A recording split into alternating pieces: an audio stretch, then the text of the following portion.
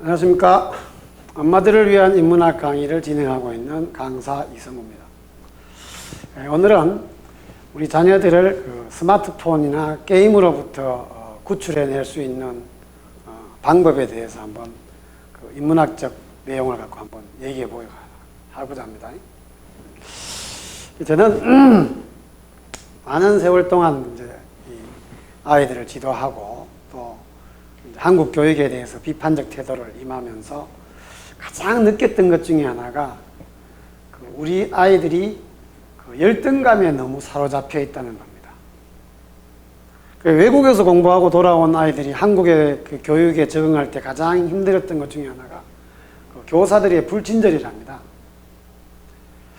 저는 이렇게 인터넷 강의를 좀 보고 유명한 선생님들의 강의들이 이제 토론식으로 하는 걸 보면서 아이들을 굉장히 다그치고 좀 이렇게 무시하는 듯한 그런 태도를 보이는 선생님들을 보면서 야, 저렇게 인문학을 강의하면서도 저럴 수 있겠구나 하는 또 다른 시각으로 이제 본 적이 있는데요. 저는 아이들이 느끼는 그 열등감을 저는 아예 열등감 수준이 아니라 한국 학생들은 열패감에 빠져 있다라고 보기도 합니다. 자존감이 있는 아이와 열패감에 빠져 있는, 열패감이라는 것은 열등감과 패배의식이죠. 나는 뭐가 이렇게 부족하다, 졌다라고 생각하는 그런 사회인데,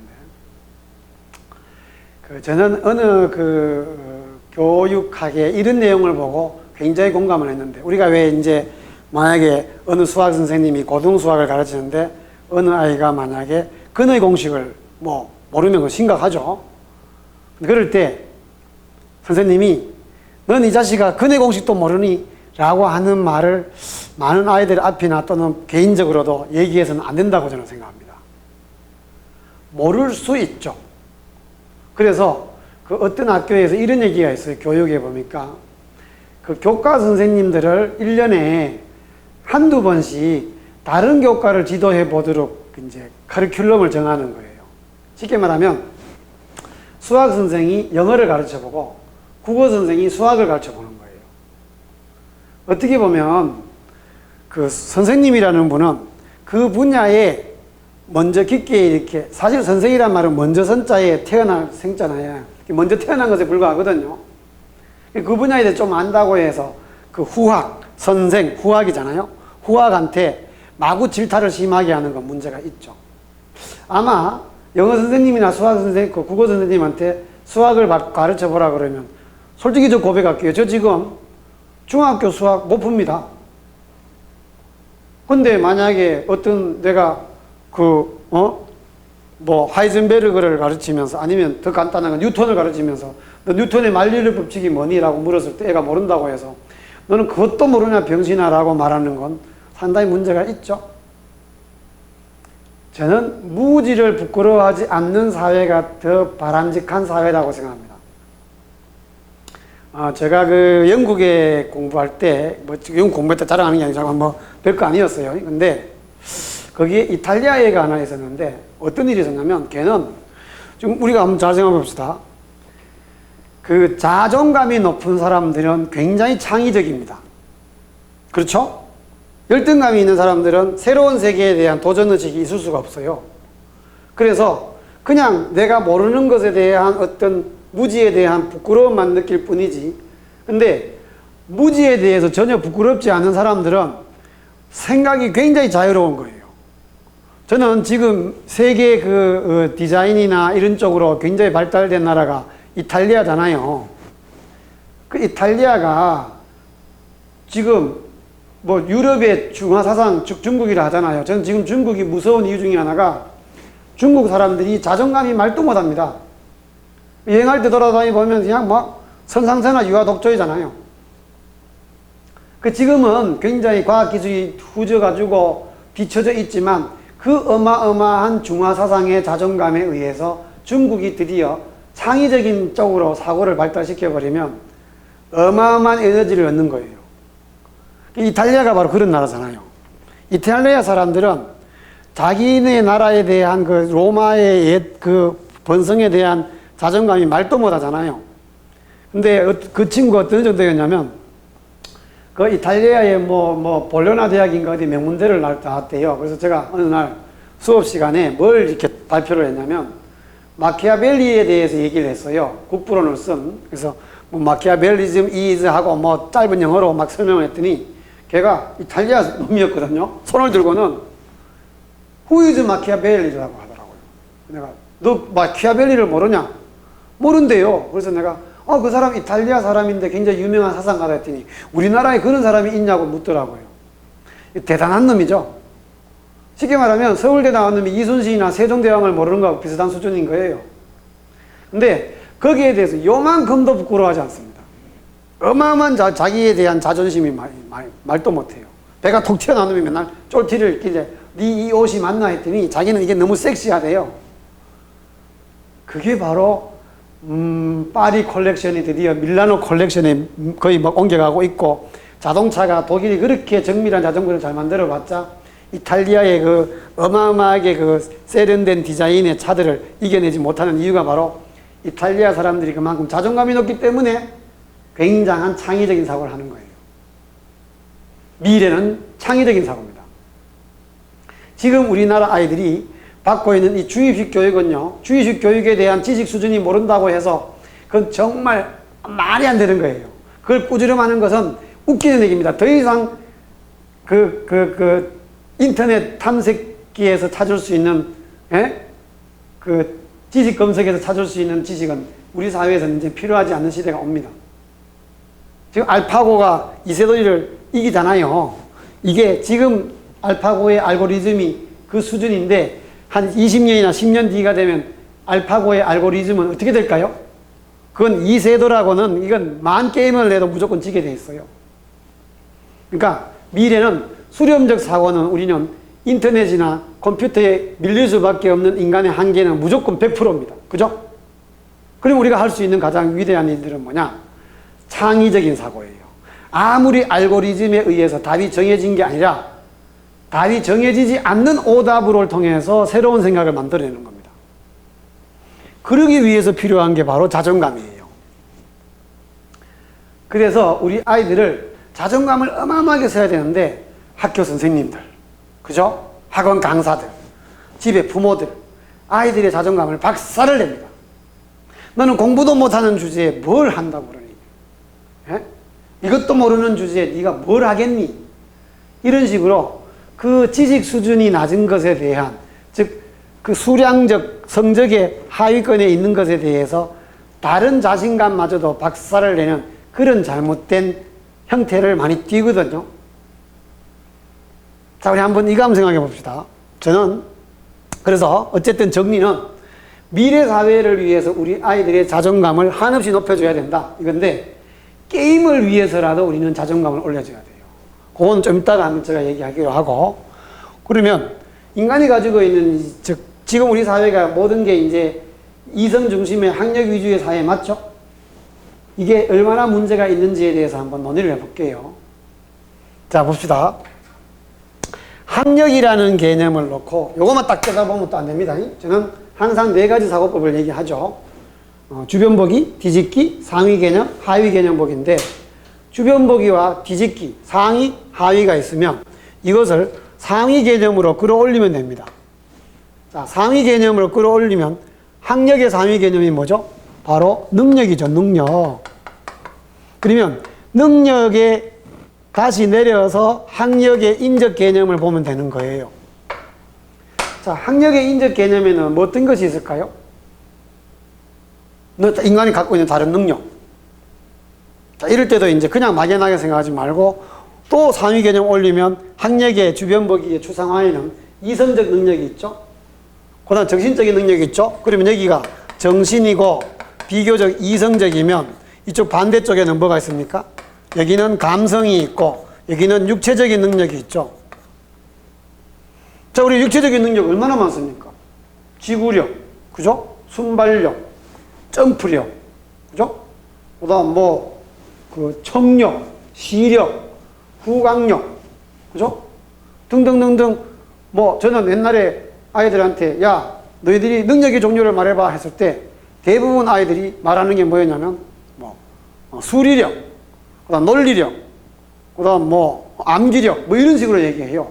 전부 다 뭐 학력과 관련된 능력만 말하는 그런 아이들이었어요.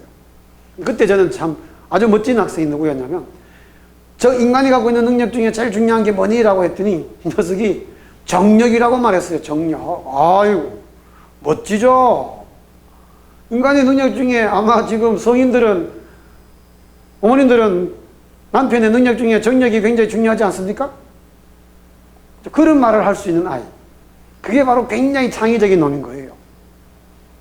자, 그 다음에, 그러면 정신 말고 육체면, 이성적 정신도에 안에는 학력과 관련된 이성적 능력이 있으면 감성적 능력도 있죠.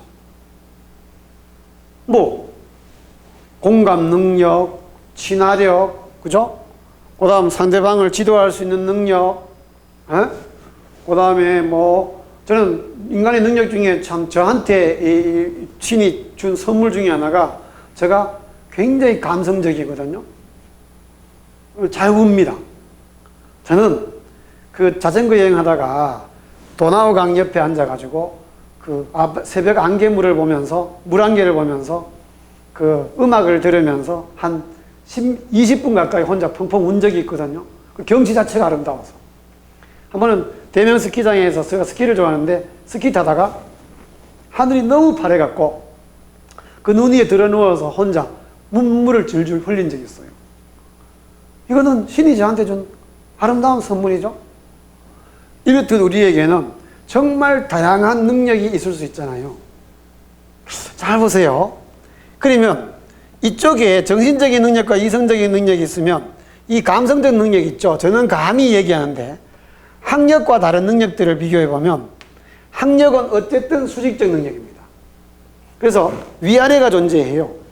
공부를 잘하는 애와 못하는 애, 그죠? 그래서 차별적 요소가 존재합니다. 근데 여기는 수직적 능력은 차별이 있다면, 여기는 구별만 있는 거예요. 구별. 자, 눈물을 잘 흘리는 사람과 눈물을 못 흘리는 사람. 상대방을 배려할 수 있는 공감 능력이 있죠. 그러면 공감 능력이 좀 부족한 사람이 과연 공감 능력이 뛰어난 사람에 대한 열등감을 가질까요? 그리고 공감 능력이 강한 사람이 공감 능력 없는 사람을 차별해서 억압할까요? 그래서 이쪽은 인간적인 삶에 매우 필요한 능력들이에요. 슬픈 영화를 보고 눈물을 흘릴 줄 알아야 되는데 눈물을 흘릴 줄 모르는 새끼들이 있죠. 그거야말로 정말 무능한 거예요. 재미있는 얘기를 했을 때 아주 그냥 같이 웃어주고 깔깔거리고 그것을 같이 반응을 해주는 사람이 있는 반면, 전혀 왜 웃기냐는 식으로 하는 사람도 있잖아요.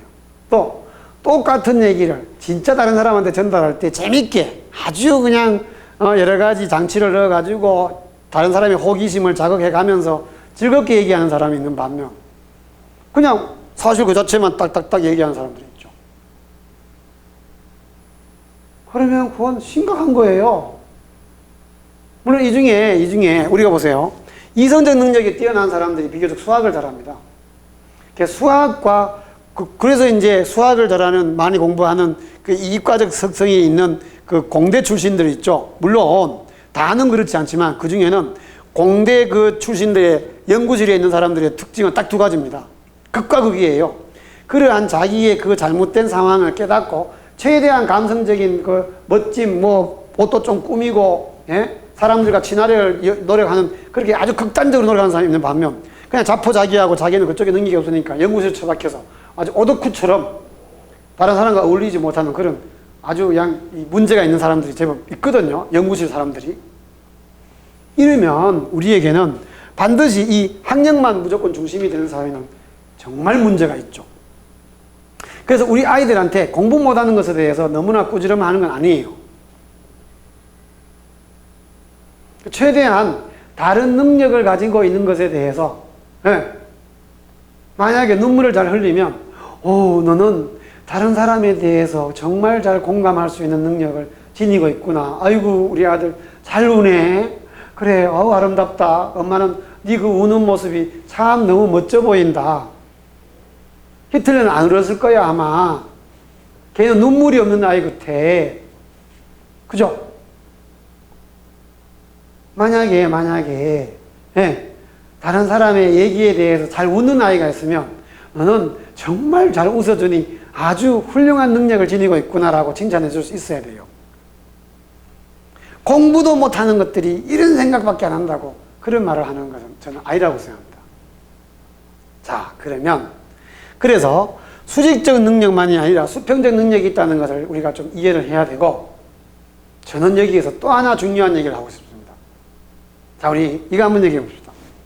미래 사회에 지금 대한민국이 학벌 위주 사회로 마구 치닫고 정말 주입식 교육에 모두가 대입시를 위해서 이렇게까지 어마어마한 희생과 가정 붕괴까지 일어나는, 그죠? 사교육에 어마어마하게 부모들이 찌들리고 이 가정 막 파괴, 그죠? 이런 등등의 여러 가지 문제점을 낳는 이 한국 사회가 과연 이걸 견뎌낼 수 있을까? 과연 학력 위주의 사회는 한 10년 이내에 어떻게 될까?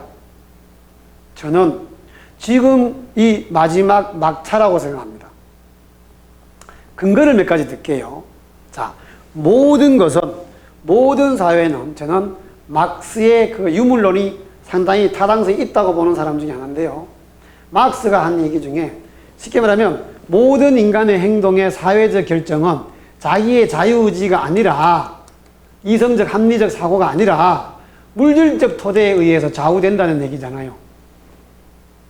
개인적은 분명히 자유의지가 있습니다. 그 막스의 생각이 맞는 게 아니에요. 그러나 사회 구조로는 분명히 그 구조적 변화는 분명히 일어난다는 거예요. 자, 보세요. 자녀 중심, 남아선호 사상이 지금 대한민국에 있습니까? 저는 남아선호 사상이 이렇게 빨리 붕괴될 줄은 몰랐습니다. 이유는 뭘까요? 바로 물질적 토대입니다. 지금 아들 둘을 가진 부모들은 목매달이를 하잖아요. 목매달. 예?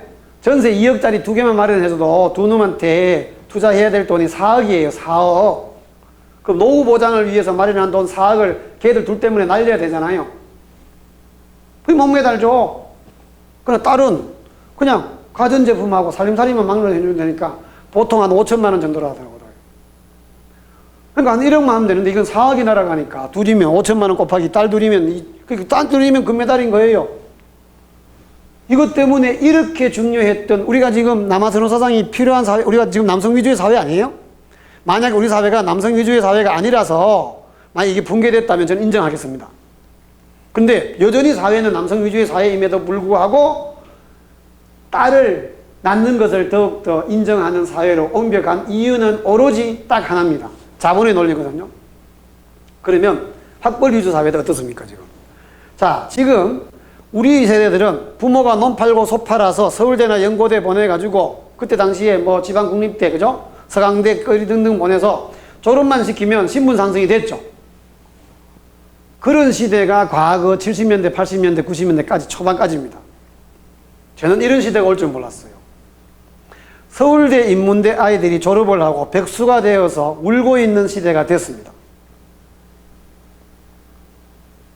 한국 사회가 지금, 과거에 우리가 학벌 위주의 사회가 굉장히 강했던 이유는 지식 산업, 지적인 것이 굉장히 낮았기 때문에, 지식 수준이, 쉽게 말하면 70년대나 80년대 우리의 지적 수준은 미국이나 유럽 사회에 비해서 굉장히 뒤떨어져 있었죠.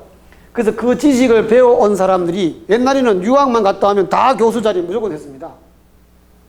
지금 유학 갔다 와서 교수 택도 없습니다. 이미 그 격차가 거의 없어진 거예요. 그래서 지식에 종사하는 사람들의 그 우열감이 그렇게 강하게 이 사회에 먹혀들지 않는 시대가 왔다는 겁니다. 그래서 지금 셰프가 뜨잖아요. 요리사가. 지금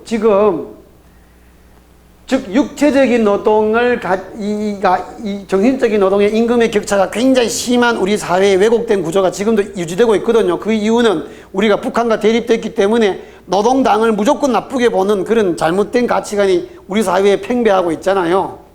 유럽은 싹 다 노동당과 공화당이 한 번씩 이쪽 집권 이쪽 집권 이렇게 새가 좌우에 날개를 날듯이 균형이 있는 사회예요. 우리는 근데 노동당이 지금 지지율이 1%도 안 되는 그런 사회잖아요.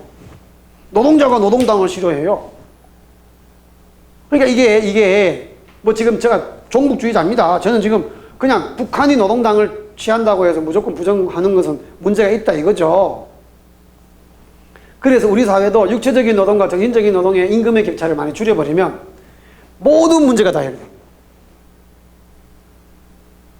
지금 호주에 광부가 연봉이 뭐 1억이 넘는 데잖아요.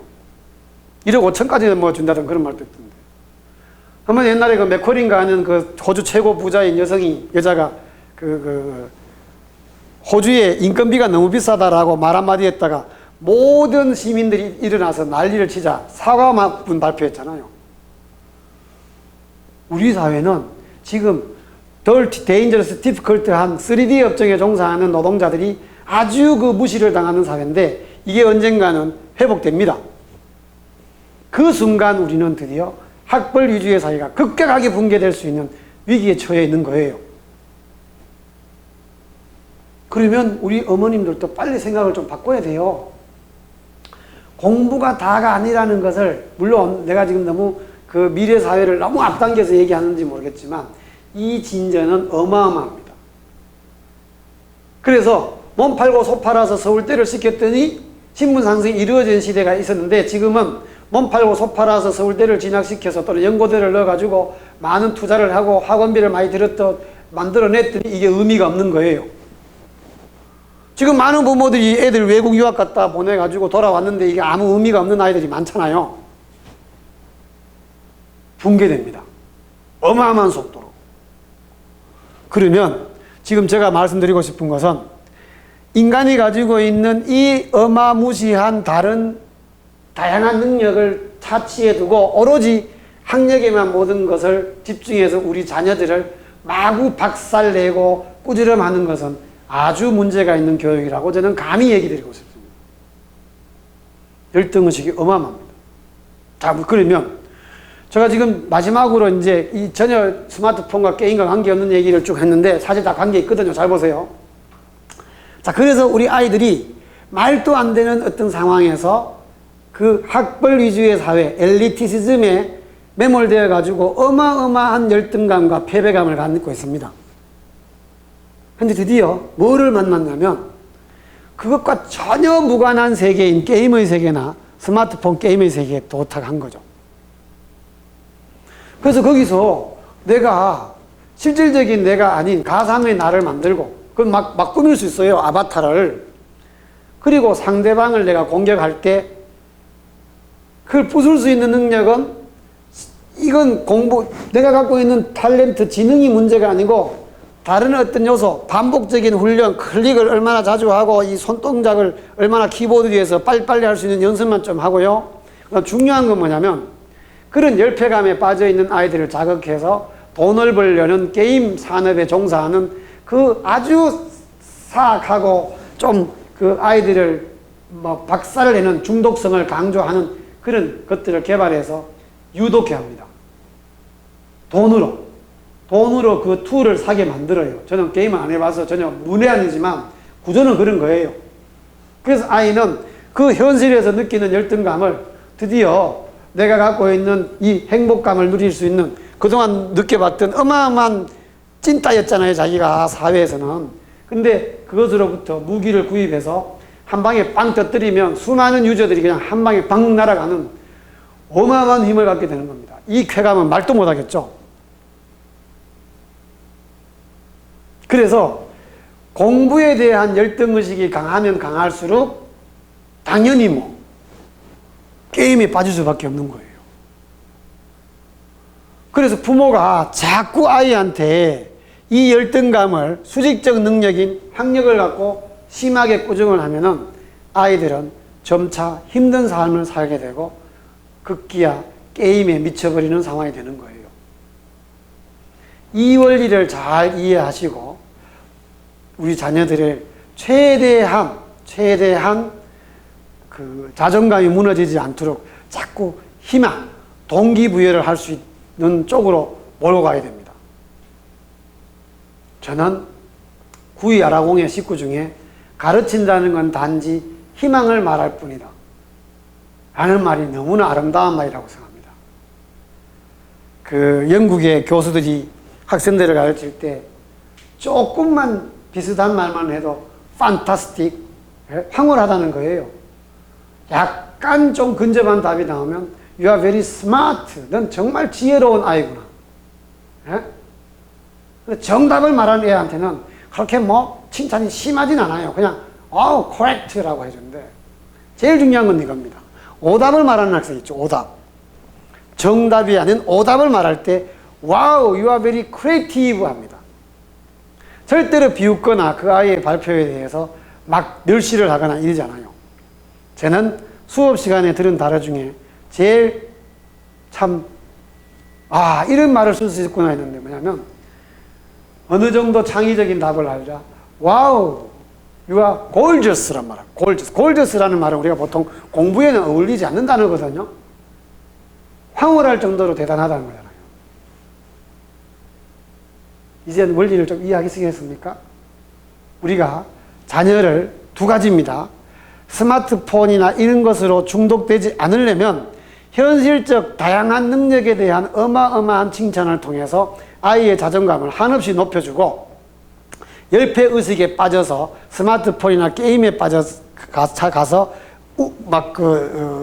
승리감을, 쾌감을 맛보게 하는 그런 요소를 없애야 되고 또 알파고가 압승을 하는 이 시대에 창의적인 아이가 나중에 미래에 어마어마한 능력을 발휘하고 세계의 1등이 될 수 있는 그런 에너지가 있다 라는 것을 이해하시고 자녀를 제대로 교육을 하시는 걸 저는 권장합니다. 오늘 강의 여기까지 마치겠습니다. 감사합니다.